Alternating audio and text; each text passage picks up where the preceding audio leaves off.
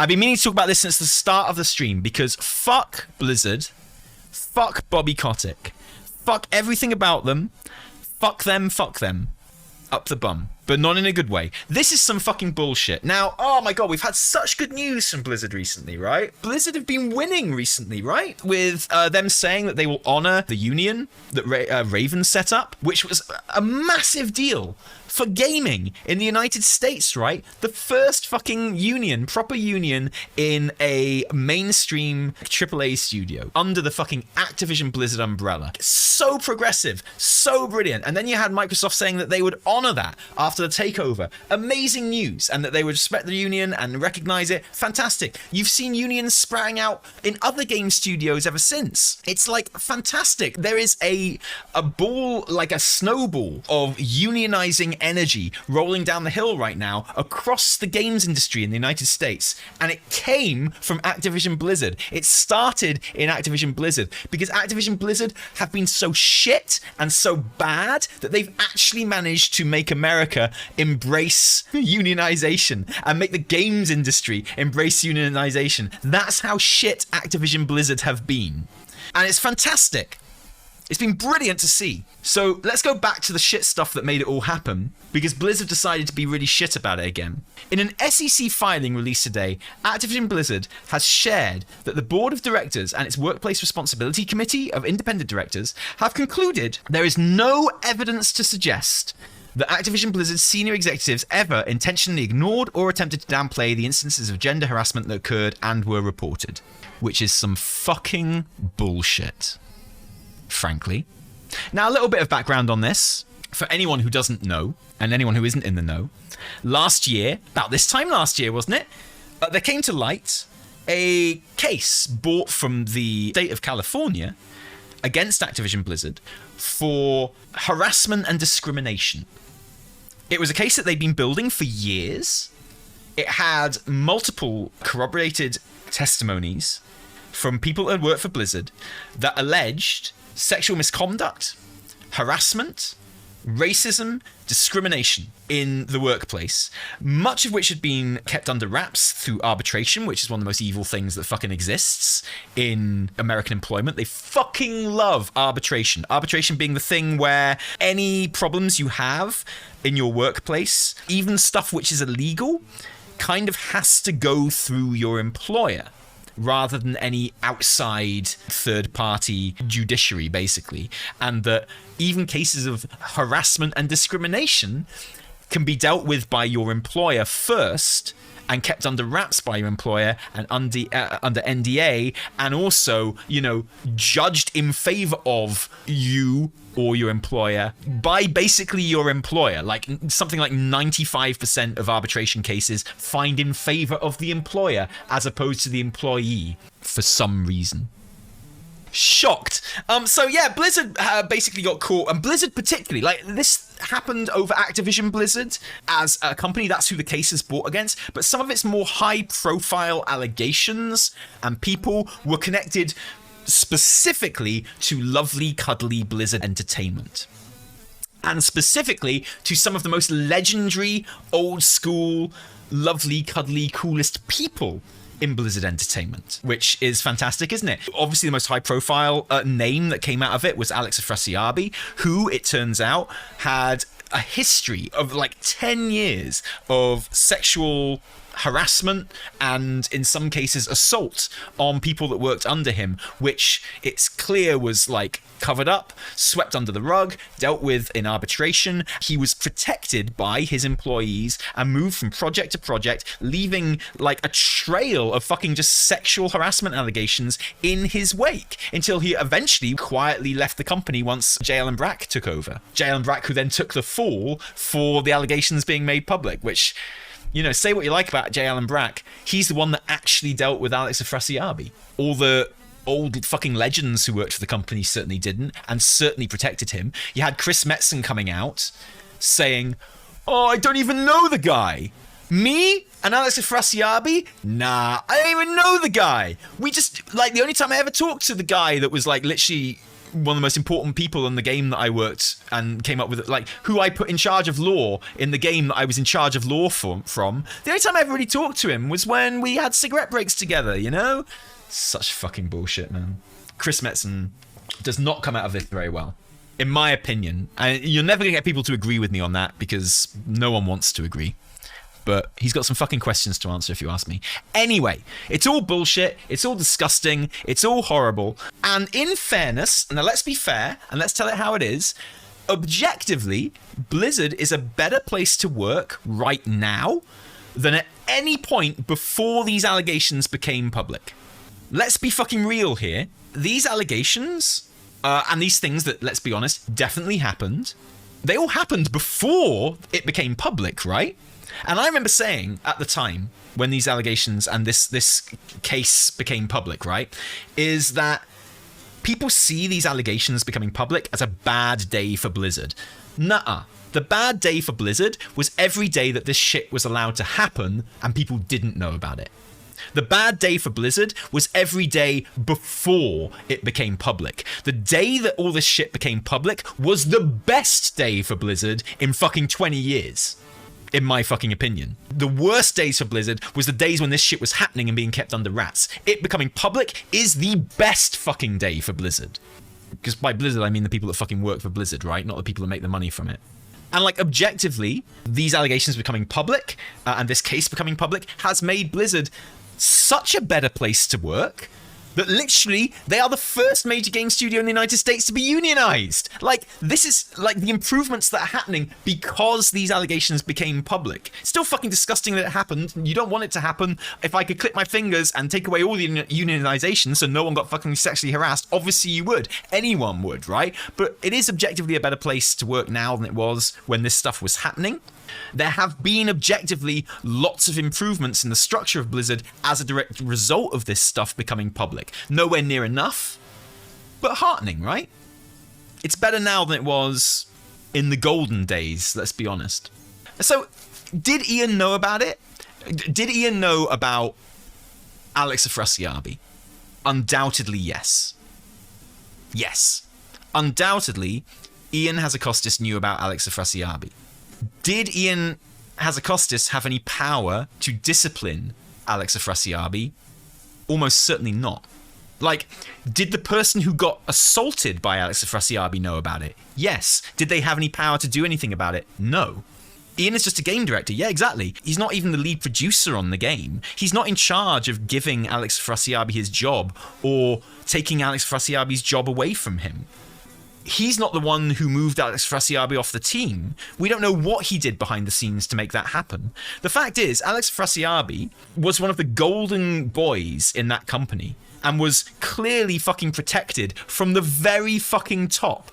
As in Mike fucking Morhaime put that kid under his protection. What's Ian Hazzikostas supposed to do about that? Alex Afrasiabi clearly was at least as senior as Ian Hazzikostas. It's become clear that Alex Afrasiabi basically could do whatever the fuck he wanted. He spent most of his time at work drunk. He sexually assaulted people and he got swept under the rug. He got moved off to different teams whenever it got like too much of a fucking trash fire in whatever team he was in. Don't forget, he wasn't even on the WoW team when he got let go. Now we know he'd already been quietly moved off the WoW team and was actually leading. And don't forget, he got moved off the WoW team because of all the shit that was going on, but he got put in charge of another unannounced project, which has since died since he got let go. So did Ian know about it? 100%.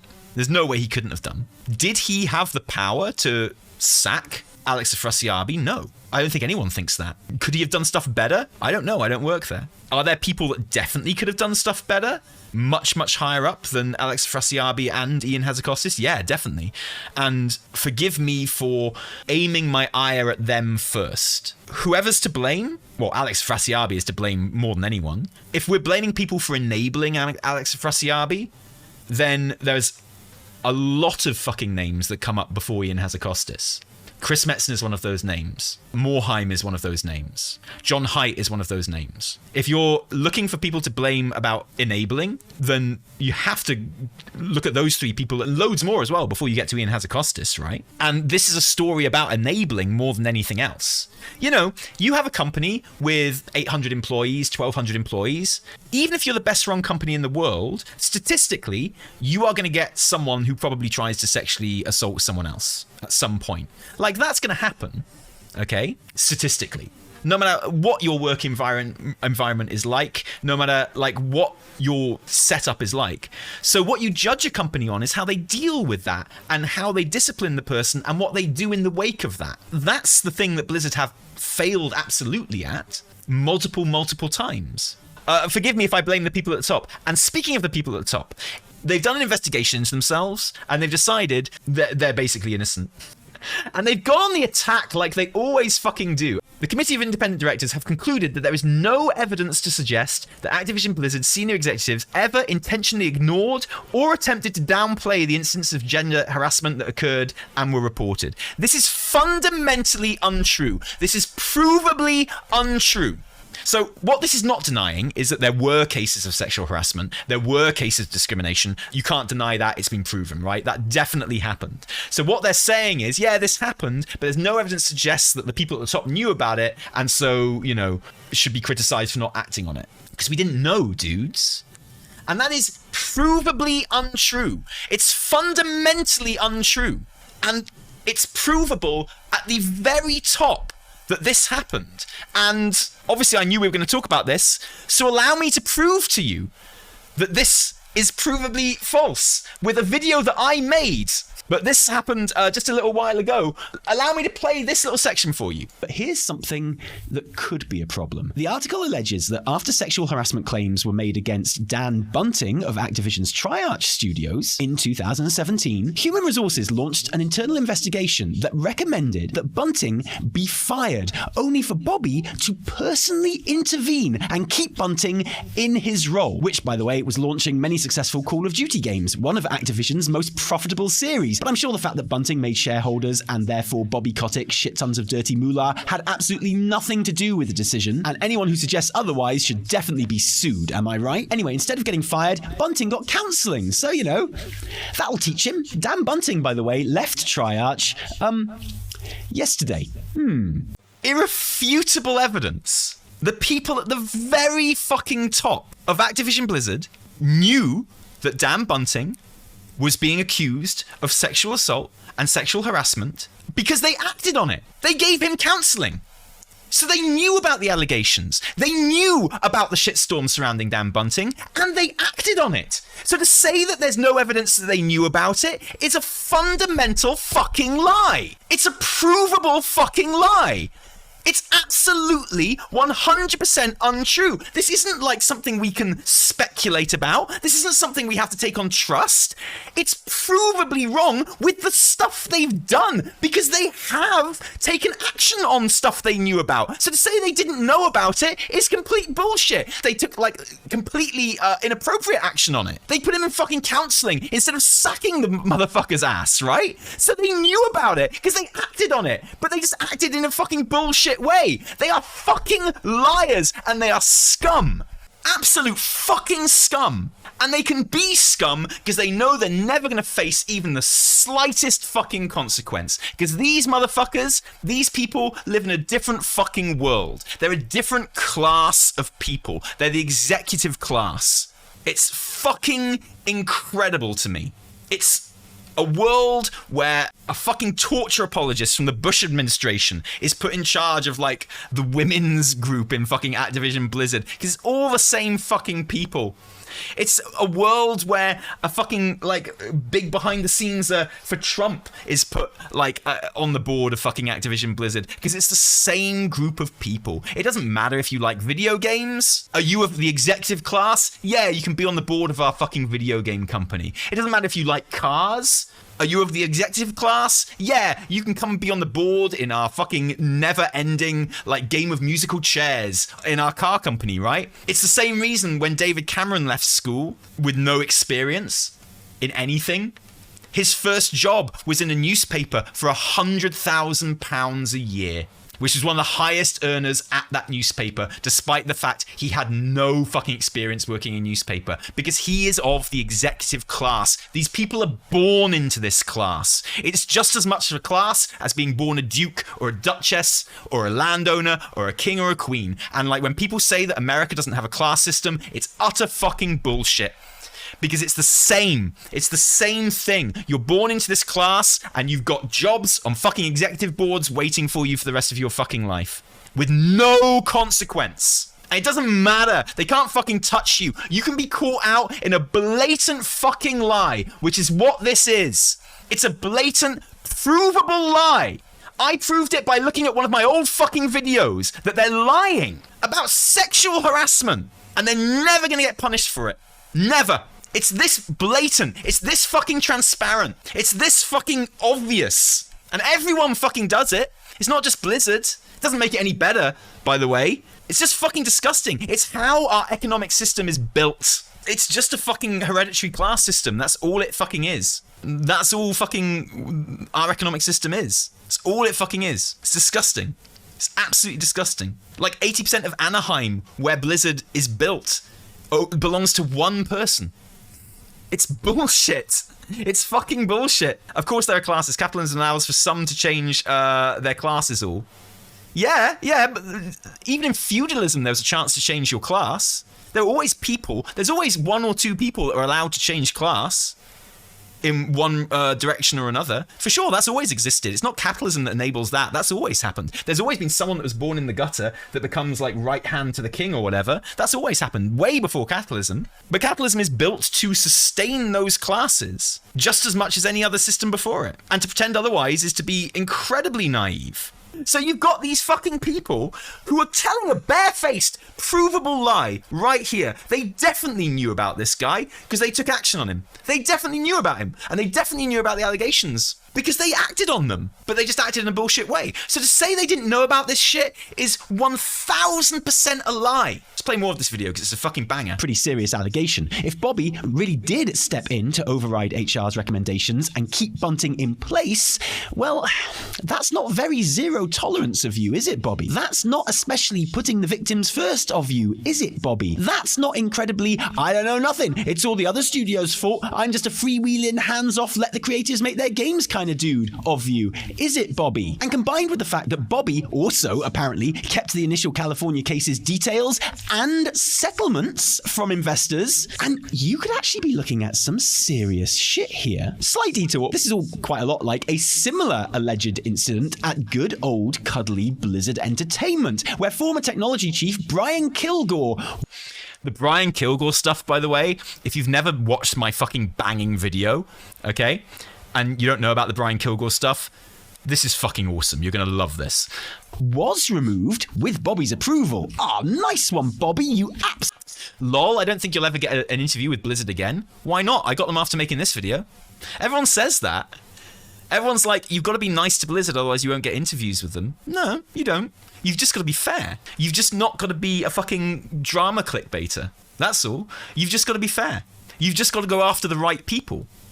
So the reason some creators don't get interviews with Blizz is because they fucking tag devs in their tweets and they name devs in their videos and they go after like people who isn't their fucking fault for anything, and they're just basically dickheads, right? You go after the people whose fault it actually is, and you just be honest. You can be as angry as you fucking like. You're still going to get invited to host stuff if you want to. You're still going to get interviews if you want. This video and other videos I've made exactly like it are the proof of that. Anyway, the Kilgore stuff is mind-boggling. You could actually be looking at some serious shit here. Slight detour. This is all quite a lot like a similar alleged incident at good old cuddly Blizzard Entertainment, where former technology chief Brian Kilgore was removed with Bobby's approval. Ah, nice one, Bobby, you absolute legend, mate. Another one that Bobby knew about.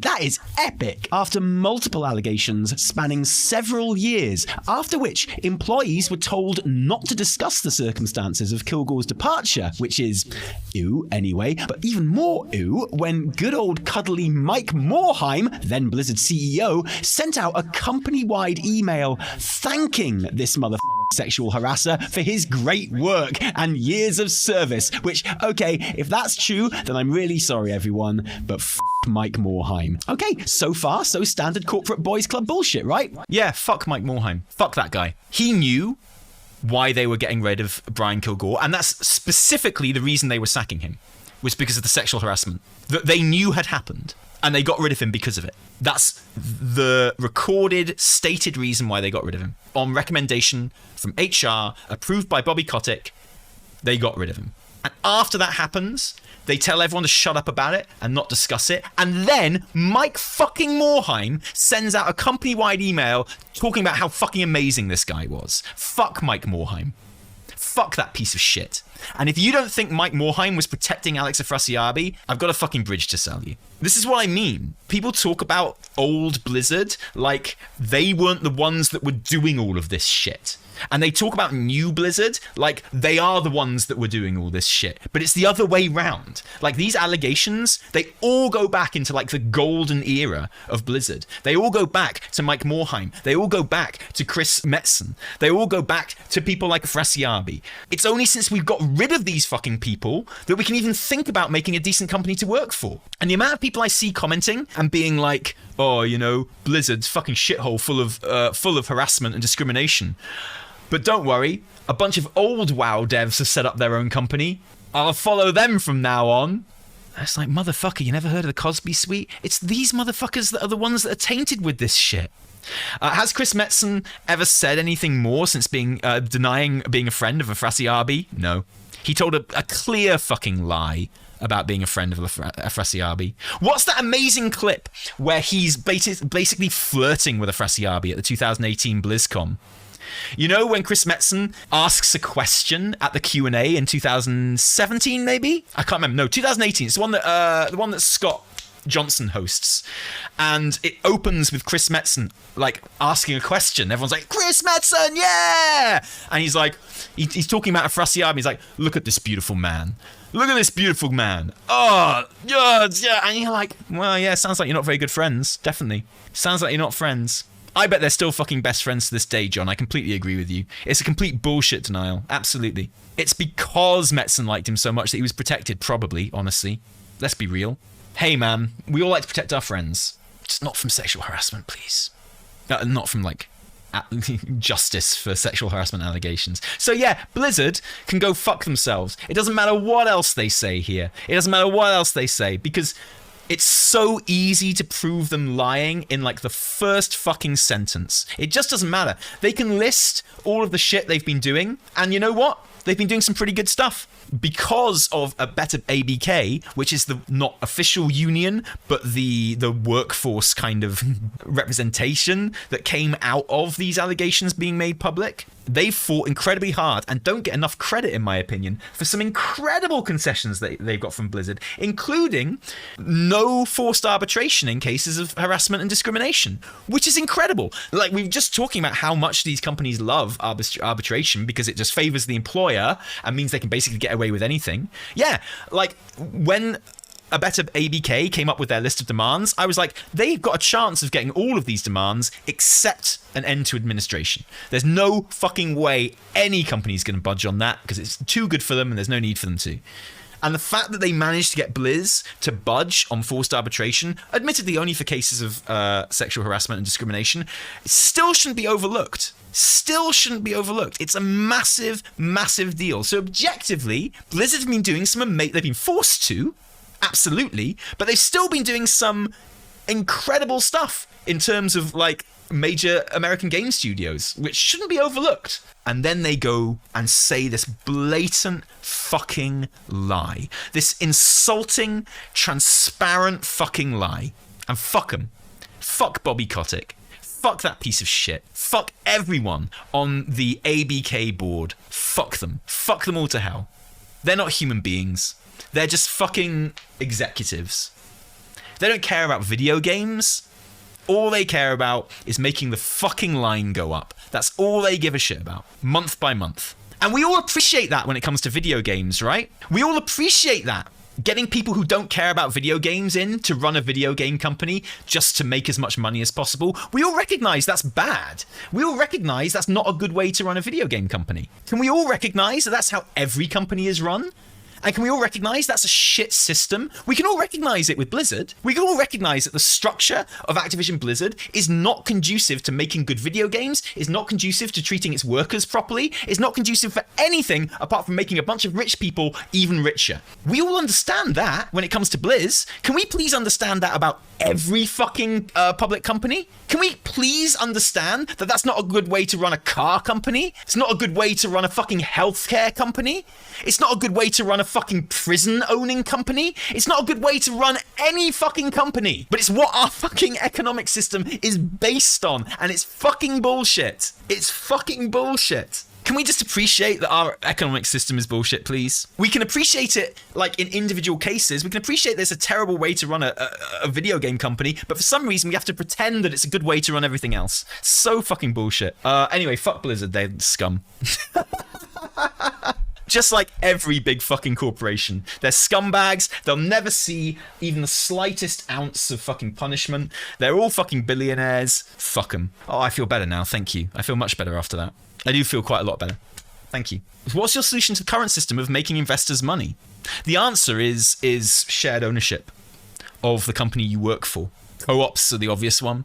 And mandating that, and mandating maximum pay discrepancies between employees would be it as well. I guess what I'm really saying is we need to kind of, reassess who owns the means of production.